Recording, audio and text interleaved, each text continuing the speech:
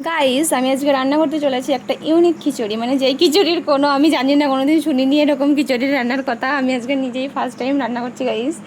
এর মধ্যে আমি কী কী দিয়েছি গাইস, এর মধ্যে আমি দিয়েছি হচ্ছে বিনস, টমেটো, আলু, কুমড়ো, তারপরে আর কি জানি না, মনে নেই, সয়াবিন, তারপরে হচ্ছে এখন আমি এখানে দেবো হচ্ছে ক্যাপসিকাম, ধনেপাতা, কী যেন বলে এটাকে, রসুন, পেঁয়াজ, শুকনো লঙ্কা, পাঁচফোড়ন, কাবাব মশলা, গরম মশলা, আচ্ছা এটা কী বলে যেন, গোলমরিচের মশলা, আলুর দমের মশলা, লঙ্কার গুঁড়ো, সব দিয়ে গাইস আমি এটা রান্না করতে চলেছি। আমি জানি না এটা আদতেও খাওয়া যাবে কি না।